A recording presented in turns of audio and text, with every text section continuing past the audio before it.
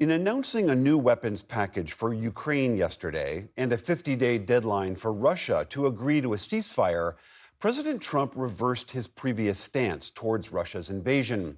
Today, he reiterated the economic pain Russia would face if it violated his deadline, but also cautioned Ukraine not to go too far.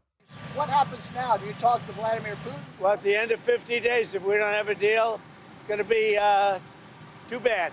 Should Zelensky target Moscow or deeper into Russia? No, he shouldn't target Moscow. Oh, I don't think 50 days is very long, and it could be sooner than that. I don't think 50 days is very long. But will yesterday's announcement of new weapons have the intended effect? Or does this new deadline give Russian President Vladimir Putin weeks more to continue his onslaught? For perspective on all of this, we get two views. Kimberly Kagan is the president of the Institute for the Study of War, a Washington think tank. And Jennifer Kavanaugh is a senior fellow and director of military analysis at Defense Priorities, which advocates for restraint in U.S. foreign policy. Kimberly Kagan and Jennifer Kavanaugh, great to have you back on the program. Kim Kagan, to you first. The president and NATO Secretary General Mark Rutte yesterday made this announcement, and the president has presented this as a real boost for Ukraine and a real threat to Russia. Do you see it that way? President Trump's decision to allow Europeans to buy American weapons and thus support Ukraine on the battlefield is fundamental and important.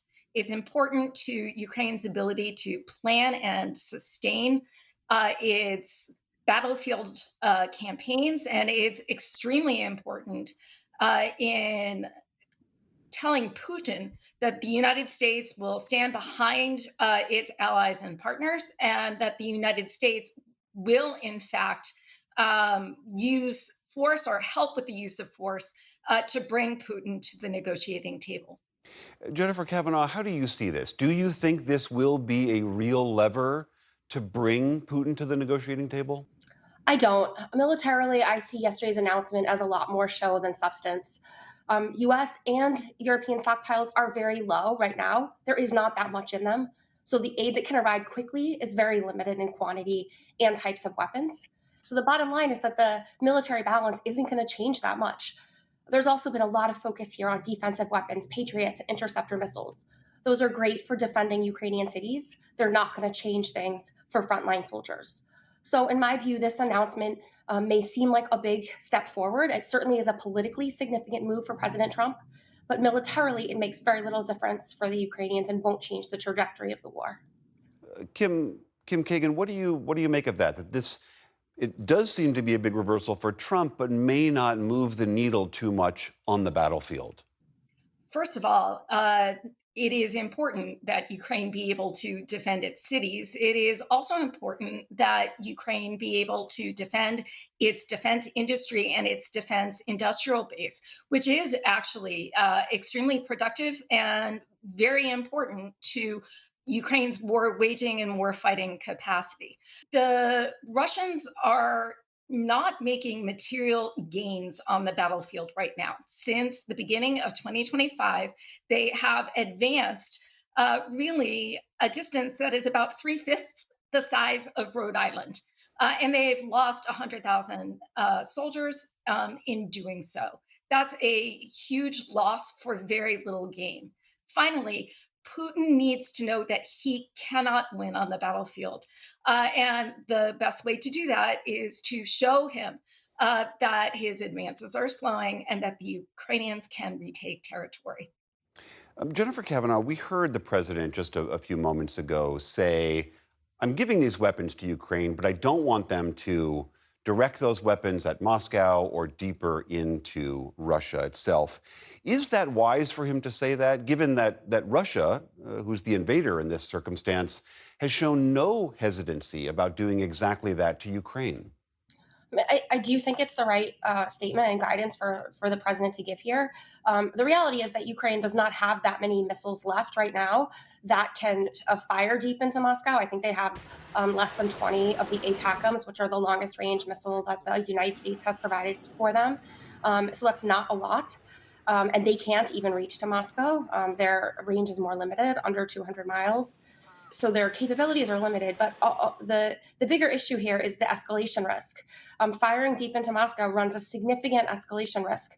Russia still has a powerful nuclear arsenal and a lot of conventional weapons that they have not used on the battlefield in Ukraine. For the United States, which has limited interests at stake in Ukraine, it makes zero sense to run any sort of escalation risk by encouraging Ukraine to strike deep into Russia. So I do agree with the president's guidance here. Kim Kagan, what about that fear of legitimate escalation by Russia if Ukraine shoots deep into Russia? First of all, Ukraine has been conducting strikes in Russia, including through its exquisite drone program, as we saw over the summer. Putin has not escalated with nuclear weapons. So the president is right to be concerned about that. But I think we've learned a lot about Putin's unwillingness to risk the credibility of his nuclear deterrent by using it, and instead just try to exercise his nuclear capability by saber rattling. I want to ask you both one final question. Jennifer, to you first.